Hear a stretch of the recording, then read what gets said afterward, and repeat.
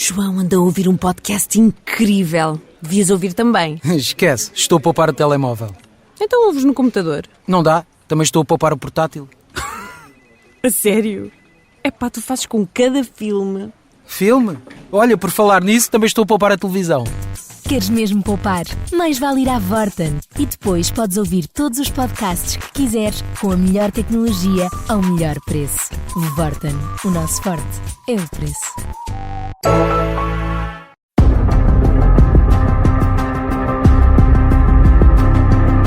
China e Rússia, as relações difíceis dos Estados Unidos da América, são convidados deste Mapa Mundo Sónia Sénica e Tiago Moreira de Sá, investigadores do IPRI, Instituto Português de Relações Internacionais, e Luís Tomé, diretor do Observare, o Observatório de Relações Exteriores da Universidade Autónoma de Lisboa. Esta segunda-feira, as Filipinas exigiram à China que retire as mais de 200 embarcações que foram avistadas há cerca de 2 semanas perto do Recife de Huitzan, para os chineses, Julián Felipe, para os filipinos, uma zona disputada no Mar do Sul da China. O governo de Rodrigo Duterte apresentou uma queixa diplomática formal por considerar que está em causa a soberania filipina, numa provocatória ação de militarização da zona. Pequim diz que se trata, mais uma vez, de especulação que causa irritação desnecessária. Além de estratégico para as rotas de comércio marítimo, o Mar do Sul da China é rico em petróleo e gás natural. Sexta e sábado houve cimeiro de alto nível entre Estados Unidos e a República Popular da China.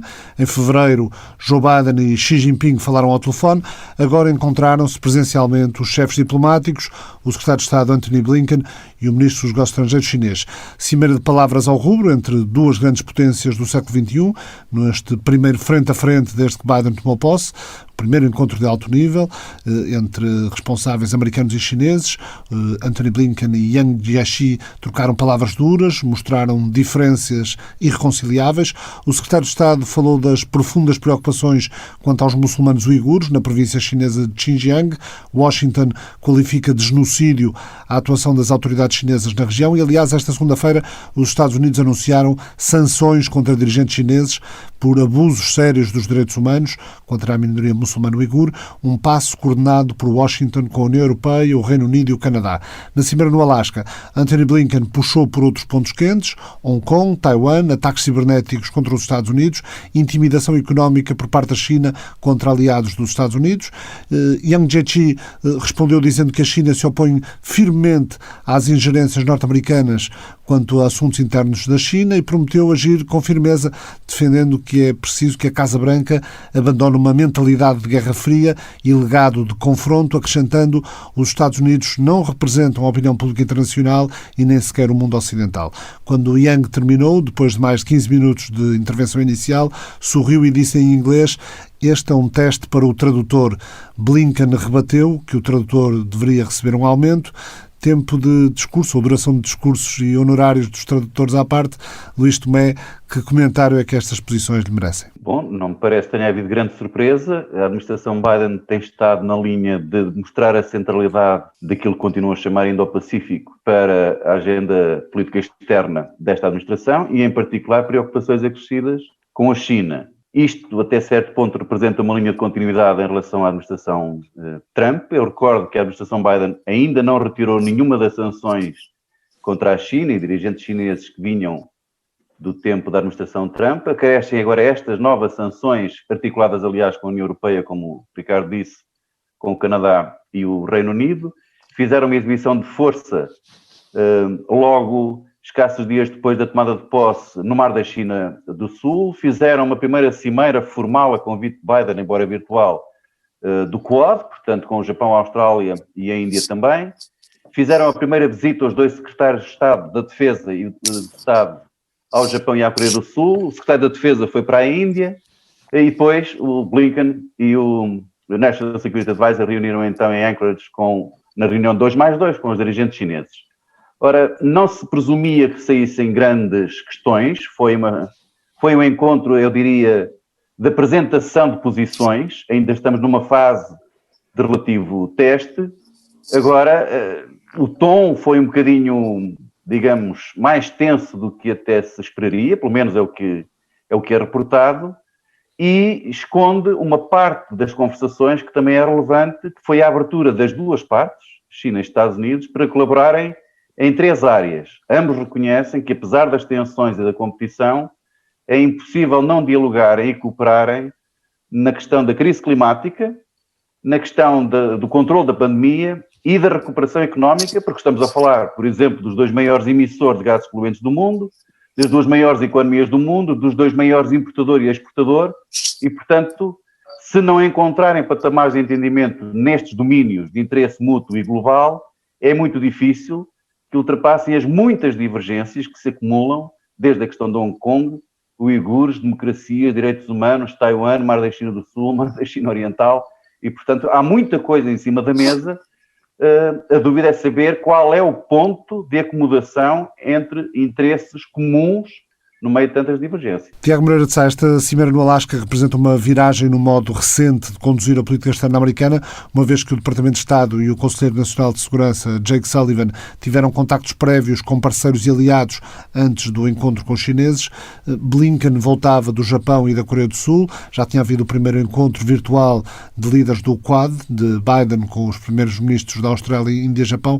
Portanto, é uma viragem na forma de conduzir a política externa. Quer dizer, há algumas diferenças importantes, já lá vou, mas há um pano de fundo que é contínuo e que começa, aliás, ainda na administração de George W. Bush, antes do 11 de setembro, depois o 11 de setembro veio mudar tudo, e depois de forma assumida com o Obama, com o pivô asiático do Obama, e também com o Donald Trump, uma relação extremamente difícil com a China.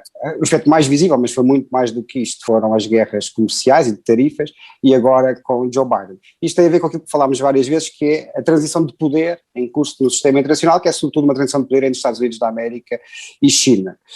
Isso é o pano de fundo contínuo. Há algumas diferenças importantes. A primeira diferença importante, e eu já lá vou tentando entender o pano de fundo disto tudo, é que eu acho que enquanto a estratégia norte-americana com o Donald Trump era uma estratégia com aliados, mas era acima de tudo uma estratégia norte-americana que depois juntava os aliados, esta estratégia do Biden é uma estratégia que visa criar uma espécie de aliança de democracias, uma comunidade de democracias, mas contra a China, fundamentalmente contra a China. E desse ponto de vista é um pouco diferente. Agora, o fundamental, alguns aspectos da estratégia, inclusive é o chamado desacoplamento económico, creio que é para continuar. O que é que eu acho que é aqui a questão de fundo, sem me querer alongar, nem querendo ser demasiado académico, mas eu tenho andado a estudar estes assuntos, eu acho que aqui a questão de fundo, penso que é muito inspirado no debate entre os internacionalistas liberais do período entre guerras mundiais. Sobretudo, bem, vários, mas sobretudo o Alfred Zierman, que falava de um mundo dividido em 2 blocos. De um lado eram os welfare states, que eram as democracias liberais, e do outro lado os power states, que no fundo eram os estados revisionistas autoritários da época. E o que ele diz foi que os welfare states e os power states não têm hipótese de entender. Criar uma ordem internacional a partir do entendimento entre estes 2 blocos, estes 2 tipos de estados, é impossível. Portanto, como é impossível, os welfare states têm que confrontar os power states. Eu acho que em larga medida o que está em causa na administração Biden, que parte de um princípio que há uma mudança da distribuição de poder no sistema internacional, com o declínio relativo, pelo menos, das democracias, que estão sob ataque, sob ameaça quer internamente, quer externamente, a partir justamente das potências não democráticas, quer com a ascensão dessas potências que ele chama de potências autoritárias, em particular a China, muito em particular a China. A estratégia de segurança nacional interina, agora libertada ou divulgada, é uma estratégia nacional contra a China.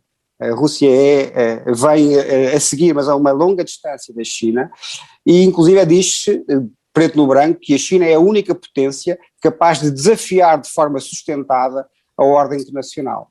Ora, como é que os Estados Unidos da América estão a pensar em enfrentar este desafio na sua ótica? Por um lado, através do fortalecimento da democracia entre as democracias liberais, por outro lado, reforçando as alianças entre as democracias, desde logo no Indo-Pacífico, casos como tu já referiste, mas vários outros, como parceiros a Índia, o Vietnã, Singapura, como aliados o Japão e a Coreia do Sul, mas também levando os europeus, ou melhor, levando a NATO a fazer parte da estratégia de alianças dos Estados Unidos da América, vou dizer assim, contra a China, no Indo-Pacífico.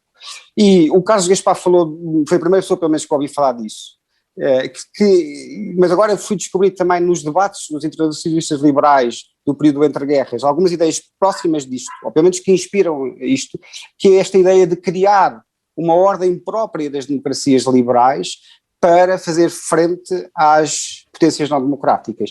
Eu acho que é neste enquadramento mais de fundo que se deve entender a relação desta administração com a China, e desse ponto de vista é substancialmente diferente da administração de Trump.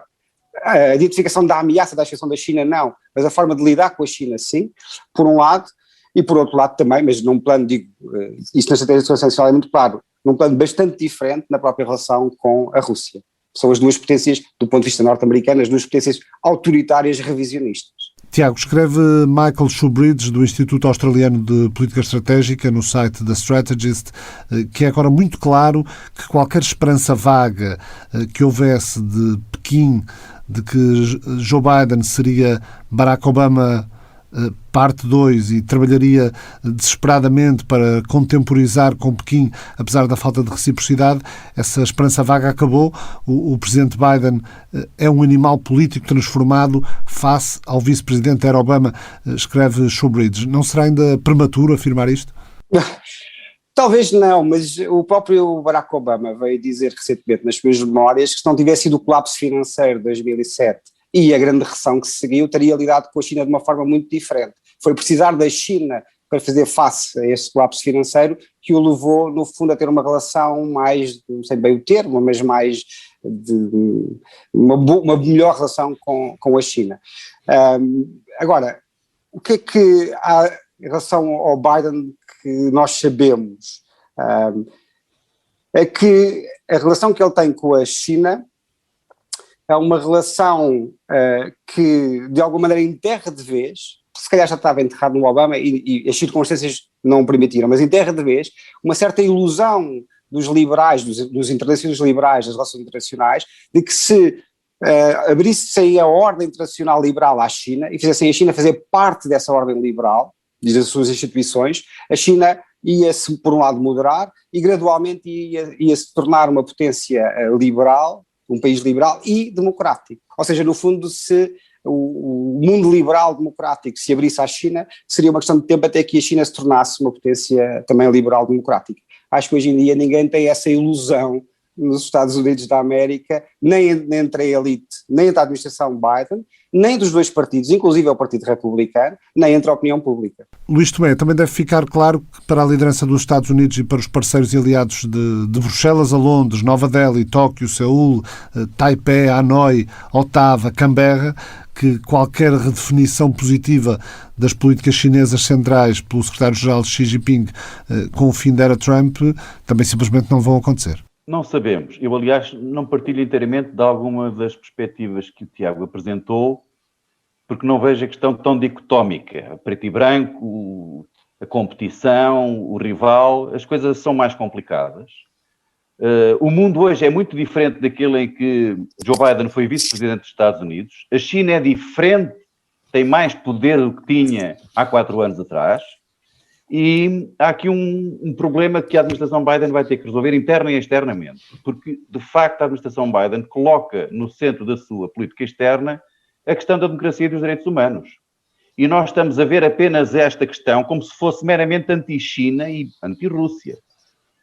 Tem muito que ver com a China e com a Rússia, mas a questão é que isto levanta um conjunto de outros desafios e dilemas à administração Biden, inclusivamente com aliados e parceiros. Eu dou-lhe apenas 2 exemplos.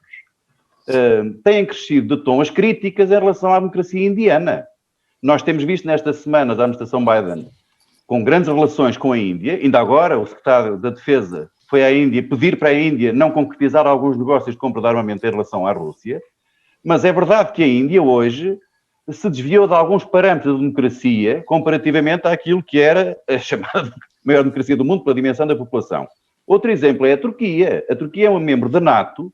E a Turquia, na sexta-feira, pela voz do seu presidente Erdogan, veio dizer que é inaceitável a forma como o presidente Biden se referiu a Putin. Portanto, numa concertação de democracias anti-China, anti-Rússia, onde é que ficam certo tipo de aliados e parceiros dos Estados Unidos? Por outro lado, não parece que a administração Biden ou a administração Trump ou Obama tivessem qualquer ilusão em inserir a China na ordem internacional liberal e por essa via se democratizasse no nosso sentido. Eu acho que isto já não é ilusão há muito tempo. A questão é outra, e aliás Blinken, na intervenção inicial que fez na reunião no Alasca, sublinhou isso, dizendo que a ordem liberal não é um chavão. A ordem liberal, e é isso que os Estados Unidos pretendem da China, é que se respeitem as regras e os compromissos assumidos. Ora, há aqui uma fase em que os Estados Unidos perderam a autoridade moral para invocar isto. Porque se há um antagonista da ordem internacional liberal, é Donald Trump. Donald Trump não tentou mobilizar uma estratégia com aliados contra a China. Foi sempre o America First, tanto desencadeou guerras comerciais contra a China, como o fez contra a União Europeia, o Canadá e o México, ou o Japão e a Coreia do Sul. Em muitas das matérias da agenda global, empurrou os aliados para o mesmo campo da Rússia e da China e do lado contrário dos Estados Unidos, atacou as instituições internacionais e o multilateralismo, atacou o liberalismo económico, o liberalismo político. Portanto, Trump personalizou o contrário daquilo que se espera de uma ordem liberal.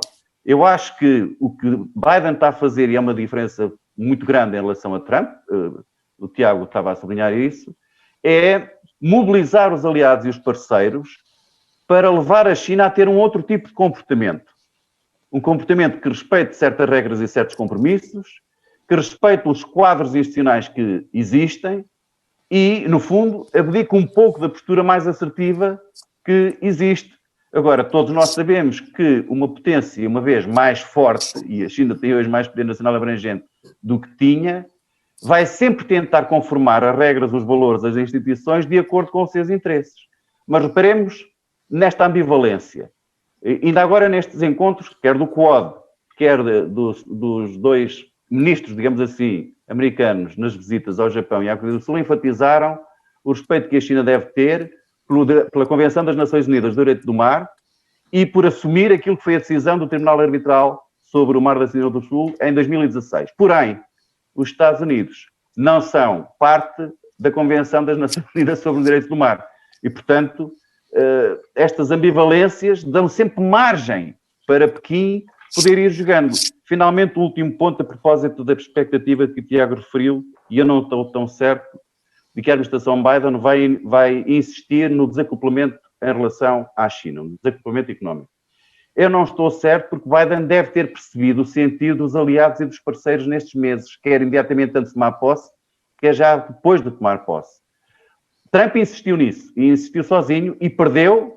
Há uma redução do crescimento económico americano, há uma redução das exportações dos Estados Unidos, e fez perigar, nós estamos a sentir isso, e fez perigar as importações americanas das chamadas terras raras da China. A China controla 80% do mercado das terras raras para os Estados Unidos, que são essenciais. Nós tivemos, em novembro, os aliados dos Estados Unidos a assinar com a China a criação da maior zona de comércio livre do mundo, o Regional Comprehensive Economic Partnership, Japão, Coreia do Sul, Austrália, Nova Zelândia e os 10 países ASEAN com a China, e em 30 de dezembro, os 27 da União Europeia e a China assinaram o CAI, um acordo compreensivo de investimento. Portanto, percebe-se que há resistência nos aliados e parceiros dos próprios Estados Unidos, numa lógica de desacoplamento em relação à China e de criação de um bloco económico antagónico à China, porque as interdependências são muito grandes. A China é de longe o maior parceiro comercial de todos os aliados dos Estados Unidos na Ásia-Pacífico, e pela primeira vez desde 2020, desde sempre, em 2020, a China foi também o maior parceiro comercial da União Europeia, ultrapassando os próprios Estados Unidos. Ora, na situação de crise pandémica, é expectável que os aliados e parceiros dos Estados Unidos abdiquem de um parceiro e dos investimentos chineses? Tenho muitas dúvidas e, portanto, não me parece que Biden vai insistir na tecla do desacoplamento. Vai a querer, com aliados e parceiros, regras que a China cumpra, que é o pressuposto que vinha de Obama. Ricardo, só um segundo. Força, Tiago. Só 2 pontos. Há uma parte do que disse o Luís que eu concordo, há outra parte que eu discordo. E depois ele suscita uma outra questão adicional que é relevante. Qual é a parte que eu concordo? Eu estava a tentar entender o que é que acho que é, do fundo, o racional da estratégia da administração Biden. É claro que isso não esgota o problema, é claro que há de haver áreas de cooperação, até porque há questões globais que têm que ser enfrentadas entre os dois, com a cooperação dos países, logo as questões climáticas, que já falámos, mas também, pelo menos do ponto de vista norte-americano, desejavelmente fazer a China fazer parte de um compromisso sobre armamentos nucleares, etc, etc. Há de haver, obviamente, questões em que há de haver elementos de cooperação dentro da competição estratégica que vai marcar a relação Estados Unidos-China, há também elementos de cooperação, mas isso também houve com a União Soviética durante a Guerra Fria. Essa parte eu estou de acordo. Onde é que eu estou em desacordo com o Luís? Eu acho que esta é uma guerra de transição, eu não tenho certezas, evidentemente a discussão está a começar, nós temos que esperar algum tempo até ver se as nossas hipóteses confirmam ou não, mas acho que esta é claramente uma guerra de transição de poder. E os Estados Unidos da América, se eu estou a entender bem, consideram que ou escolhem travar essa guerra de transição de poder agora com os seus aliados, enquanto ainda têm vantagem para travar a ascensão da China e impedir que a China, na guerra de transição de poder, se transforme numa nova potência dominante e os Estados Unidos da América percam o estatuto de potência dominante, ou então, se não o fizerem agora, se o fizerem mais tarde, esse mais tarde pode ser tarde demais. E por isso eu, ao contrário do Luís, acho que a estratégia, evidentemente não é uma estratégia binária, preto ou branco, mas é uma estratégia claramente de confrontação. Por esta razão, mais vale confrontar agora, e até mais, mas eu já lá vou porque não quero roubar muito tempo, é uma estratégia de confrontação simultânea com a Rússia, com a China e com a Rússia, e é diferente do Donald Trump. Qual é a questão que o Luís, vou já terminar, qual é a questão que o Luís suscita que é bastante interessante, é o que é que farão os aliados dos Estados Unidos da América, ele referiu a Turquia, mas podemos referir os próprios europeus, como se viu há pouco tempo, com o acordo comercial da União Europeia com a China. Essa é uma questão bastante interessante. Joe Biden e Xi Jinping não se insultaram, mas Joe Biden, questionado numa entrevista da ABC se considera Vladimir Putin um assassino, disse que sim, pensa que o líder russo é um assassino e que vai pagar caro. Sonia Senica, o presidente dos Estados Unidos, diz que o líder russo vai pagar pela ingerência nas eleições americanas. A Rússia reagiu, protestou pelos termos usados, chamou para consultas o embaixador em Washington. Vladimir Putin respondeu depois numa declaração ao canal Rússia 24, recordando uma frase da infância, que as crianças costumam dizer quando alguém as insulta, quando lhes chamam algum nome. Respondeu: quem o diz é quem o é. Putin propôs a Biden prosseguir a discussão, mas em direto, online. Disse que seria interessante para o povo russo, para o povo americano e para muitos outros países. Considerou que os dois países, Estados Unidos e Rússia, enquanto as maiores potências nucleares, têm uma responsabilidade especial para garantir a segurança estratégica no planeta. O líder do Kremlin terminou a dizer: para não dirigirmos ofensas à distância, devemos manter as relações. Mas, Sónia, pela amostra, vamos ter um tempo de relações tensas entre Moscou e Washington. Boa tarde a todos, boa tarde Ricardo. Bem, eu começaria por dizer que de facto talvez a sinceridade excessiva politicamente do presidente Biden terá deixado de transparecer aqui alguma ingenuidade diplomática. De facto foi com alguma surpresa que a grande maioria de nós assistiu a essas declarações e obviamente que do lado russo teria que haver uma resposta quase assimétrica no sentido mais assertivo e ela chegou, não é? A reação do presidente Putin não se fez tardar e foi, enfim, de alguma robustez política, se quiser, nos termos em que foi feito, com algum tom jocoso, como pela declaração que conseguiste citar, e de facto aquilo que me parece é que isto é claramente a confirmação de um estado de tensão, do crispar da relação da Rússia no caso com o Ocidente e no caso em particular com os Estados Unidos. Portanto, chegámos aqui a um ponto bastante difícil de ultrapassar. Estamos a falar dos dois líderes, portanto isto é ao mais alto nível entre os dois presidentes e portanto este tipo de crispação política vai ser difícil de contornar em termos práticos numa agenda política comum que ainda se podia aqui tentar consertar. Isto é um primeiro ponto. Depois, dizer que em termos práticos a reação de Vladimir Putin era de facto expectável, que fosse também, digamos, na mesma medida, na mesma moeda, se quisermos, mas foi claramente uma mensagem para o seu palco doméstico. Tomo aqui a liberdade de lembrar que a liderança do presidente russo, que vai já fazer 21 anos que está à frente do país, passa obviamente por uma liderança muito forte, muito centralizada, vertical, e quase não se consegue dissociar o país do líder, não é? Por isso é que dizemos muitas vezes a Rússia de Putin. Até por estar em ano de eleições parlamentares, a 26 de setembro, salvo erro, Putin também não vai certamente suavizar a retórica, Sónia. Muito bem, e nessa medida era óbvio que a reação ia ser nesta medida, para o palco doméstico, para o seu eleitorado, mostrar mais uma vez que a sua liderança é forte, que o país é robusto e está, como sempre, perante uma ameaça, digamos, externa, no caso, mais uma vez, dos Estados Unidos.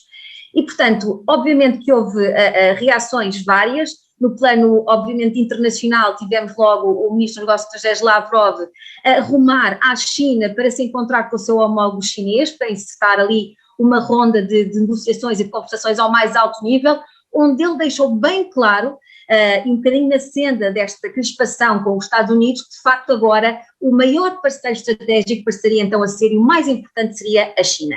E portanto que estamos no pleno do relacionamento com a China, a Rússia precisa de ter aqui uma parceria forte e robusta a todos os níveis, não só a nível comercial, a nível diplomático, a nível político, mas também por contraponto ao isolacionismo que os Estados Unidos estavam a querer resigná-la.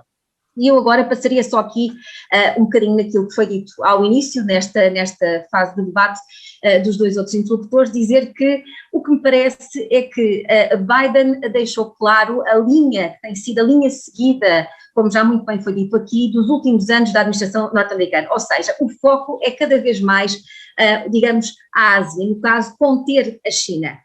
Eu lembro aqui, por exemplo, Hillary Clinton, então secretária de Estado, já na altura dizia que este é o século asiático e, portanto, aí já assumia de forma perentória a importância que uma China iria assumir, não só no plano comercial, mas sobretudo no plano político e até militar, a questão da preocupação com a militarização do Mar do Sul da China, portanto é altamente relevante e, portanto, o Biden aqui, nesta posição também assertiva da sua administração para com uma China, vai obrigando cada vez mais a que estes polos se afastem, quase numa espécie de novo bipolarismo mundial, onde de um lado temos os Estados Unidos que querem voltar a ocupar o seu lugar de potência mundial, de garante da segurança mundial e de defesa da ordem internacional liberal com os seus parceiros, e do outro lado temos uma China cada vez mais emergente, influente, e aqui no caso a Rússia obviamente não vai querer ficar no meio deste equilíbrio e aproxima-se cada vez mais, vê-se obrigada a aproximar-se cada vez mais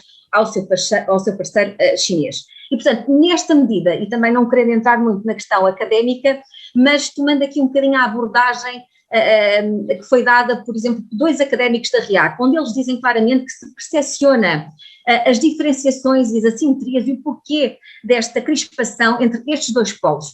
Há uma forma de analisar isto que é, digamos, face a este bipolarismo crescente, há, digamos, três dimensões, não é? Um bipolarismo político, onde se dá primazia mais ao status quo de cada ator na cena internacional, depois um bipolarismo, digamos, material, que remete para as suas capacidades objetivas, não é? Não só militares, mas também económicas, e depois um bipolarismo, se quisermos, de valores, onde aí sim entra a questão da defesa das ditas democracias liberais, não é? Do estilo de governação e de liderança americana, de defesa da ordem internacional liberal e dos direitos humanos, e por contraponto aos ditos regimes não democráticos, não liberais, às autocracias. E, portanto, nessa medida, para também não me alongar mais, se percepciona aqui o posicionamento dos vários atores nestes dois polos distintos. É claro que da perspectiva russa tem-se mais a ganhar com a exaltação do bipolarismo, digamos, político, não é? De reivindicar, se quisermos, como revisionista, um estatuto que tem na ordem internacional.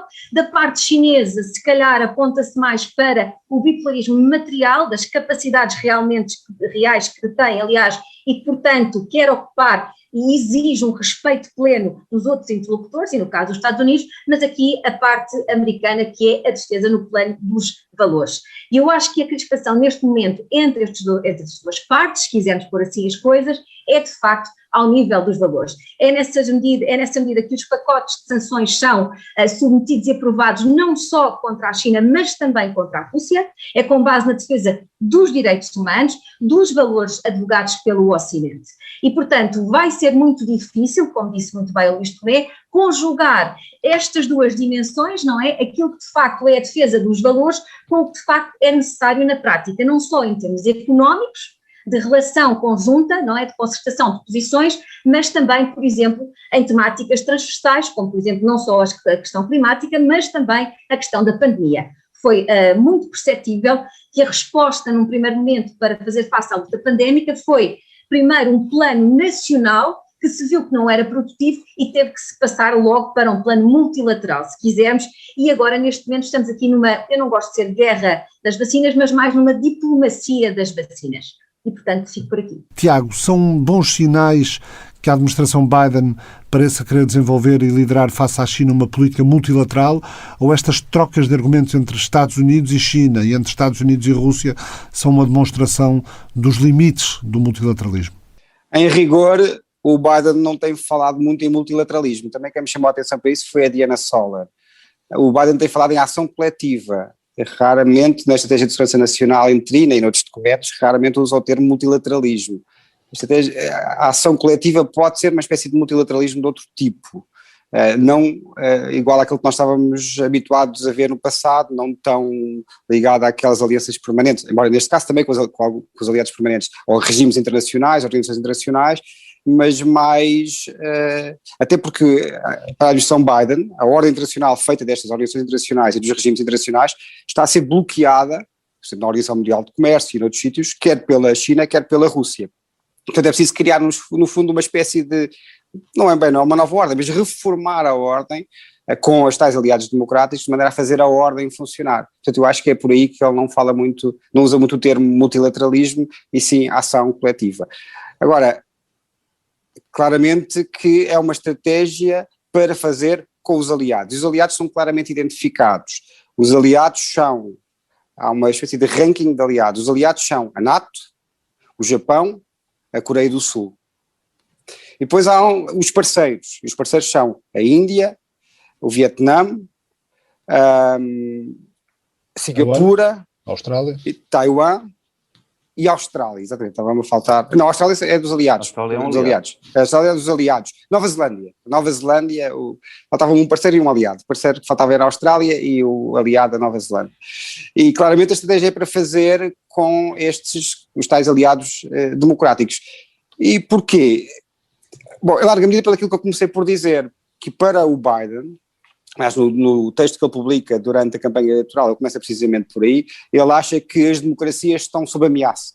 E essa ameaça dá-se a dois níveis. Uma ameaça interna, que tem a ver com a crise das próprias democracias liberais, por causa de, ele identifica corrupção, desigualdades, polarização, populismo, iliberalismo, nacionalismo, nativismo, etc. E depois há uma outra ameaça que vem de fora, que se dá a dois níveis. Há uma ameaça que vem de fora, que é a ameaça vinda das potências autoritárias que tentam minar as democracias por dentro, através de desinformação, interferência nos processos eleitorais, fomento da divisão interna e da polarização, e até a promoção de modelos alternativos de governança autoritária, isto por um lado, e por outro lado, ao nível internacional, a tentativa de oferecer modelos internacionais alternativos ao modelo norte-americano, nós temos chamado de internacionalista liberal. É claro que é verdade que isto é discutível, mas acho que de alguma maneira encerra os princípios fundamentais de uma proposta de ordem internacional, que foi sobretudo o fim da Guerra Fria para a frente, muito diferente da proposta das potências autoritárias. Luís, a China anunciou recentemente o Plano de Desenvolvimento Económico no Congresso Nacional do Povo, colocando ênfase no crescimento sustentável e na autossuficiência. Há uma grande mudança na abordagem de desenvolvimento da China, no sentido de dar prioridade à eficiência e ao consumo interno. Isso até que ponto pode ter influência na política externa do país? Eu acho que não vai alterar drasticamente a política externa da China, porque a China, e aliás a Rússia, com Putin também, têm a vantagem de uma coerência na sua política, toda ela, e portanto na dimensão da política externa.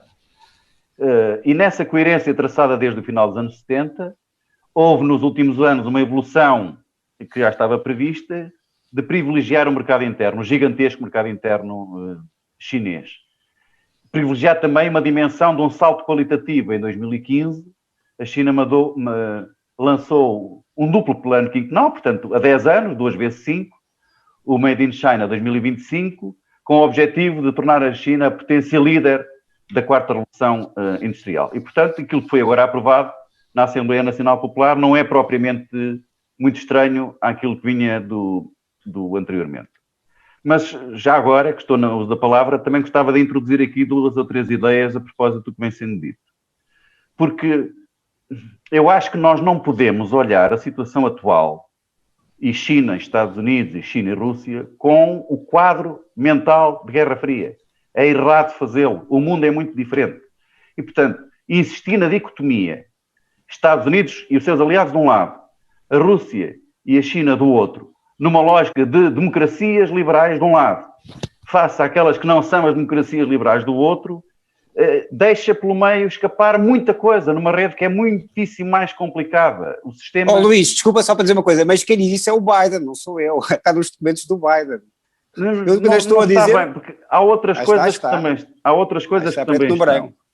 E não quer dizer que o Biden esteja correto. Não é? Pois não, mas a mim pediram para analisar a administração Biden. Pronto, mas não quer dizer que ele esteja correto. Porque ele, de facto, tem aqui muitos dilemas para resolver, inclusivamente do ponto de vista da democracia. Porque, efetivamente, não podemos esquecer que quando Biden fala na importância da democracia, muito tem que ver com o quadro interno americano. Foi Biden que, na tomada de posse, falou na Civil War, não é? Portanto, ele está a falar muito para dentro, está a tentar fazer pontes entre democratas e republicanos, está a tentar ganhar republicanos para a sua causa. Porque ele sabe que, e é isso que é importante também ter em conta hoje em dia, face ao mundo em que ele foi vice-presidente, há nos últimos anos um retrocesso claríssimo da democracia liberal. Hoje há mais regimes autocráticos, temos as democracias iliberais, inclusivamente vários aliados formais dos Estados Unidos, já não são tão democracias como eram anteriormente. E isso é um problema delicado para Biden resolver. Eu acho que estrategicamente não é bom para Biden, nem para o mundo, nem para as verdadeiras democracias, insistir numa lógica de antagonismo, colocando do mesmo lado a Rússia e a China. Para a Rússia e para a China, nós devemos ter estratégias diferentes. É contraproducente insistir em acantoná-las e aliá-las uma à outra. E quanto mais pressão se fizer nesse sentido, mais a Rússia e a China se configuram como um bloco. E isso é muito penoso para nós e não temos condições, porque obviamente a forma de lidar com a Rússia é muito diferente da forma de lidar com a China. Meter no mesmo saco, só porque são regimes com dirigentes autocratas e regimes autocráticos, eu acho que não beneficia uma estratégia de abordagem global para aquilo que nós queremos, que é uma ordem internacional um pouco mais liberal. O drama é que parece que há aqui uma grande indefinição sobre o que verdadeiramente se quer fazer. Porque eu não dou como adquirido que mesmo num sistema de maior bipolarização China-Estados Unidos, seja a competição que vai ganhar. Eu não posso adivinhar que daqui a 10 ou 15 anos, num sistema ainda mais bipolar do que é hoje, numa estrutura bipolar, o sistema seja essencialmente competitivo. Não significa isso. Nós podemos ter um cenário em que os dois grandes polos do poder, por uma agenda tão interligada e questões globais, até prefiram articular-se entre si, com prejuízo dos interesses dos outros. Portanto, já agora, Luís, peço desculpa, o caso do Afeganistão é desse exemplo. Há muitos exemplos. Agora, não é? Em que Moscou acolheu a conversação de paz, onde tinha todos os presentes que estamos a falar. Portanto, estavam todos os Estados intervenientes, estavam todos a remar para o mesmo sentido. Há pontos de concertação comum e de aproximação. Mas, de facto, o Biden é o primeiro, o Tiago vai-me perdoar, não é? Mas é verdade, de ser eu aqui a fazer a defesa, mas o Biden foi o primeiro a dizer que, por um lado, a China era o seu maior competidor, mas a sua grande ameaça para os Estados Unidos era a Rússia. Portanto, continua a ser ele. É verdade, mas nos documentos mais recentes já mudou. Há uma mudança grande entre a campanha eleitoral e agora os documentos libertados a seguir à tomada de posse. Sim, claramente, agora, a China, a ascensão da China é a competição estratégica que verdadeiramente conta. Mas, de todo modo, a sua sinceridade política extravasou, não é? O seu pensamento extravasou naquela declaração e aqui foi flagrante, não é? A denúncia desse sentido e, de todo modo... é surpreendente, porque exatamente sim, ele começou a fazer uma mudança e claramente estas primeiras semanas, no exercício da função, a China é o grande competidor. E, portanto, até se nós recuarmos, não foi com Trump, foi com Biden, que se fechou a renovação do novo START por mais 5 anos. E, portanto, nós presumíamos que isto desse uma margem, até alguns observadores vinham dizendo que parte da estratégia da administração Biden na relação com a China era tentar atrair um pouco mais a Rússia para este lado, para fazer um corte. Porque nunca nós vamos, se tivermos a Rússia e a China crescendo de articulação como têm vindo a fazer, não vamos ter sucesso nem na Ásia Central, nem na Europa do Leste, nem no Médio Oriente, nem na Ásia do Sul. Quer dizer, são flancos demais, porque nós estamos a juntar, não é apenas a única potência que está em paridade nuclear com os Estados Unidos, que a Rússia ainda é, com o segundo maior fornecedor de armamento, um portente energético, com uma China carente de energia e que atua nos domínios cada vez mais tecnológicos e das armas convencionais e do comércio. Portanto, não é vantajoso para nós pressionar para o ponto de uma verdadeira ou quase aliança, porque elas têm mais de diferenças a longo prazo, a Rússia e a China, do que propriamente pontos de convergência. Mas se pressionarmos demasiado, inimigo do meu amigo é, e infelizmente essa articulação. O próprio secretário-geral da NATO, em declarações públicas, veio dizer novamente que a maior ameaça era a Rússia e que estávamos perante novamente uma crise de valores e que uma das questões em cima da mesa também estaria, por exemplo, passar não necessariamente da securitização, não é, da defesa dos seus aliados, nomeadamente os Estados Unidos e também a nível do espaço europeu, mas também a nível do espaço próximo chinês. Há aqui toda uma concertação, digamos, de que este caminho seja trilhado e que vai fazer com que cada vez mais a Rússia e a China se conjuguem. Nós não temos interesse nenhum em ter a Rússia articular com a China no Mar do Sul da China, como fizeram o primeiro exercício naval em conjunto em 2018. Que interesse? Porque promover isso são desafios diferentes, têm que ser tratados de forma diferente. A não ser que tu seja... Bom, mas Ricardo, diz. Força, Tiago, conclui. Não, bem, duas coisas. E primeiro, três coisas, aliás. Uma que o Luís Tomé disse que é bastante importante. De facto, uma grande parte do que o Biden diz sobre política externa está a falar para dentro. Isso é verdade. E isso tem que ser, agora não tenho tempo para desenvolver isso, mas isso tem que ser tido sempre presente, porque não se entende verdadeiramente o que ele tem escrito sobre a política externa, inclusive a estratégia de segurança nacional interina. Segunda coisa, uma coisa é o que nós achamos que é a estratégia do Biden, outra coisa é se nós achamos que está certa ou se está errada. Agora, num primeiro momento nós temos que entender a estratégia, depois só num segundo momento é que podemos e devemos, inclusive, dizer qual é que é a nossa opinião, se ele está certo ou se está errado. Agora, porquê é que o Biden fala na competição estratégica simultânea com a Rússia e com a China?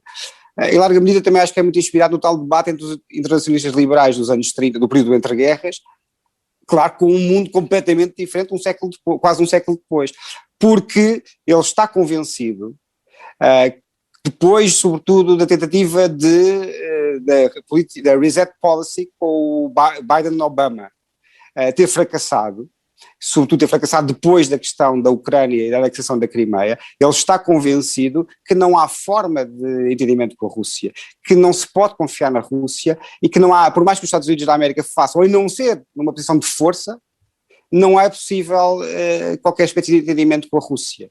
Aquilo que ele disse do Putin, ele disse, eu acho que não foi um lapso, eu acho que ele quis dizer aquilo porque é aquilo que ele pensa. Não estou a dizer se está certo ou se está errado, estou a analisar, eu nunca diria aquilo, mas vou já terminar, muito rápido. Então ele está convencido, não podendo contar com a Rússia, ele está convencido que não é uma opção dele, quer ele queira, quer não, os Estados Unidos da América têm que se preparar com os seus aliados para competir simultaneamente com a China e com a Rússia, e neste momento, se o fizerem, acha ele, os Estados Unidos da América e os seus aliados têm superioridade de poder mais do que suficiente para isso.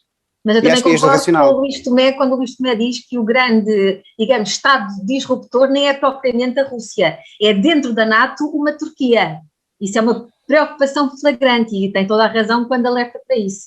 Sónia, Sergei Lavrov, o ministro dos Estrangeiros russo, está em Pequim esta semana, neste triângulo de potências. A Rússia, nunca o assumindo, é agora o elo mais fraco? Bem, isso é uma forma de colocar a questão. O que eu acho é que a Rússia, mais uma vez, de uma forma muito clara e muito pragmática, analisando as possibilidades que tinha em cima da mesa, jogou pelo mais seguro. E eu acho que até é uma Rússia de Putin previsível, portanto era óbvio que este ostracismo internacional, esta crispação cada vez maior da relação com o Ocidente irá acabar por levá-la a aproximar-se cada vez mais da China. Eu percebo o que o Luís Tomé diz, que é uma preocupação, sobretudo dos policy makers, não é? Que deverão obviamente reverter a análise e tentar equacionar as coisas, sobretudo nos níveis transversais, não é? De desafios comuns internacionais que são necessários de acautelar. Agora, na prática é isso que está a acontecer, é óbvio que esta aproximação ia ser flagrante e vai ser cada vez mais, pela maneira como o tom foi feito em cima da mesa das declarações do próprio Lavrov, tudo admite que seja nesse sentido. Portanto, vai ser uma aproximação muito grande e vai contrariar completamente a tentativa de contenção da China por parte dos Estados Unidos. Perguntas colocadas pelos participantes deste webinar IPRI-TSF, esta precisamente para a Sónia, pergunta o Pedro Constantino até que ponto os atritos entre Biden e Putin podem afetar os acordos nucleares entre as duas potências. Pois, isso foi uma das questões, obrigada pela pergunta, Pedro, isso foi uma das questões que nós começámos aqui também a falar, que é os dois pesos e duas medidas, não é? Portanto, no relacionamento entre os países há sempre duas dimensões, há aquelas em que são de facto flagrantes, nomeadamente a questão dos valores, da defesa dos direitos humanos, em que se aplicam sanções por parte dos Estados Unidos e da União Europeia contra a Rússia, e portanto aí pesa essa questão de valores, se quiser, de defesa dos direitos humanos, mas por outro lado, e cumulativamente, há uma outra facção, uma outra dimensão em que é necessário e possível chegar à mesa das negociações. É como eu digo desde o início, acho que o clima está muito crispado, acho que a questão do controle de armamento é uma questão muito premente, sobretudo entre os Estados Unidos e a Rússia, por todas as razões que nós já aqui falámos.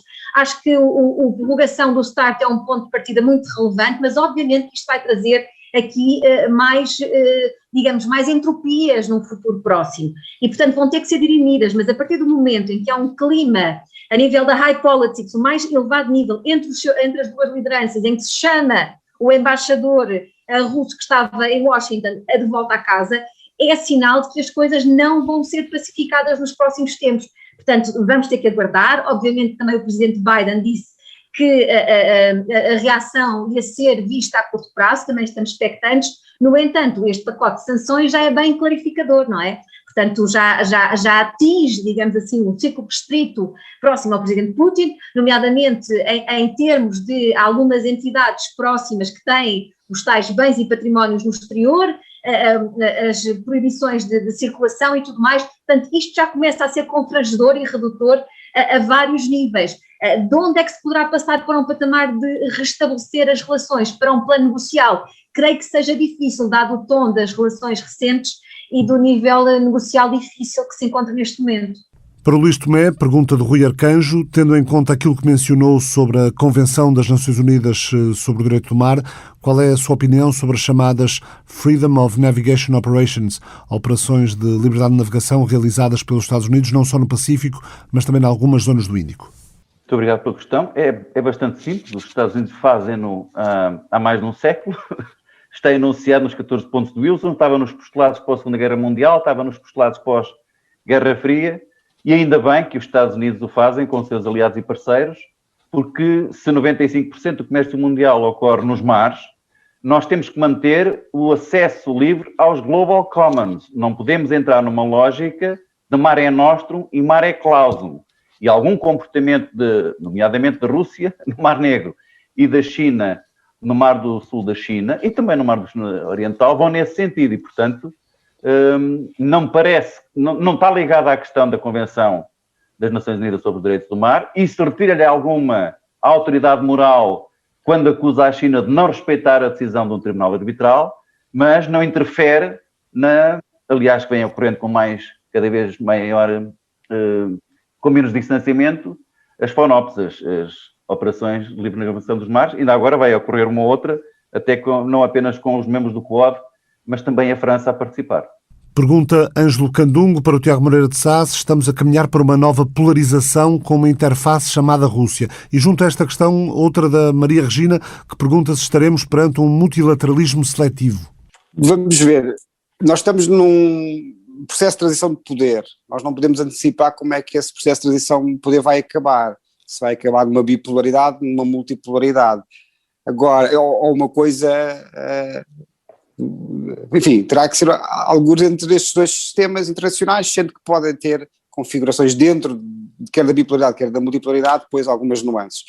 Neste momento, claramente, há duas grandes potências mundiais muito à frente de todas as outras, os Estados Unidos da América e a China, e há alguns elementos de funcionamento do sistema que tendem, daquilo que nós aprendemos na teoria da história das relações internacionais, tendem a ser idênticos ao funcionamento dos sistemas bipolares. Claro que o Luís disse e tem razão, não tem nada a ver com a Guerra Fria, claramente, claro, isso evidentemente, até porque desde logo a distribuição de poder não é igual ao que era na Guerra Fria, o elemento ideológico também não tem a força que tinha na Guerra Fria, a China não tem uma proposta ideológica comparável ao que foi o comunismo durante a Guerra Fria, com essas devidas diferenças, mas há alguns elementos de funcionamento do atual sistema, que é o sistema de transição de poder, que se assemelham um pouco à bipolaridade, e por isso é que eu não estou de acordo com o Luís, com o que ele disse na segunda intervenção, embora eu compreenda o que ele diz, e de facto o mundo hoje é muito mais complexo e nós temos que olhar para os elementos de competição e de conflito e para os elementos de cooperação, mas também que sempre existiram no sistema bipolar da Guerra Fria. O Khrushchev e o Kennedy foram os primeiros a falar de acordos e ao nível da limitação dos armamentos estratégicos. Até o primeiro acordo foi, salvo erro, se a memória não me falha, o Limit Test Ban Treaty, que foi de 1963, e depois houve vários acordos de limitação de armamentos estratégicos, e para além disso houve vários outros acordos durante a Guerra Fria, os acordos de Helsinki, enfim, etc. Agora, na lógica, nesta crescente lógica bipolar, que eu não sei se vai ser o sistema internacional final, mas que me parece ser neste momento a dinâmica marcante do sistema internacional, claramente há dois polos. Há uma divisão do mundo em dois polos. Depois se organizam em forma de dois blocos, como queria o Zimmermann, por exemplo, o Alfred Zimmermann, ou não, veremos. Mas essa lógica existe, e por isso é que eu acho que esta confrontação, não estou a defendê-la, posso dizer o que é que eu penso a seguir, mas estou a constatar, e podem os acontecimentos mudar tudo. Muitas vezes isso acontece. Agora, quando nós estamos a olhar para as forças sistémicas, temos que identificá-las para além dos acontecimentos. E o que eu acho é que neste momento, e vou já terminar, o que eu acho é que neste momento, claramente, começa a haver uma organização do mundo que é bipolar, com o lado dos Estados Unidos da América e os seus aliados, contra a China, sendo que a China também procurará, evidentemente, os seus próprias alianças. Também para o Tiago, pergunta a Joana Lopes, em que medida podemos falar de uma guerra de transição de poder se a China não tem um modelo político exportável ou se não pretende preencher esse papel político na ordem internacional? Ou seja, é possível assistirmos a uma transição de poder apenas numa dimensão, no caso a dimensão tecnológica / económica? Tanto que no passado houve guerras de transição de poder durante os séculos XVIII, XIX, que não foram guerras de transição de poder ideológicas. A guerra de transição de poder, no sentido abrangente, também houve entre os Estados Unidos da América. Bom, aí é discutível, não quer dizer isso, entre os Estados Unidos da América e o Reino Unido é um caso muito especial. É melhor não entrarmos por aí, porque isso roubava imenso tempo para dizer. Mas as guerras de transição de poder têm fundamentalmente a ver com a distribuição de poder. Depois tem elementos mais ideológicos e elementos menos ideológicos. E claramente neste momento, isso é assumido pela administração Biden, desde logo neste documento último lançado, mas entre outros, é assumido que há uma mudança na distribuição de poder no sistema internacional. E aliás, há pouco estávamos a falar de alguns assuntos de crispação das relações Estados Unidos-China. Mais uma vez não estou a defender nem a criticar, estou a analisar como a questão de Xinjiang, ou a questão do Tibete, ou a questão de Hong Kong, e eu não acho que isso, que o Luís estava a falar como elementos, digamos assim, ligados a uma perspectiva mais normativa da política externa norte-americana e da ordem internacional. Eu não estou a dizer que a dimensão normativa não seja importante, com certeza que é na administração de Biden, mas eu não acho que essa seja a causa, o fator principal. Acho que o fator principal é a questão da distribuição do poder. Acho que são elementos que a administração Biden traz para reforçar a sua posição e reforçar a tal aliança de democracias contra a China por causa da ascensão do poder da China. A questão normativa vem a seguir, vem em complemento à questão de fundo, que é uma questão de power policy, é uma questão de distribuição de poder pura e dura. Luís Tomé, pergunta o Rui Arcanjo se podemos esperar uma visão verdadeiramente unificada para o Pacífico e Índico dos interesses geoestratégicos americanos.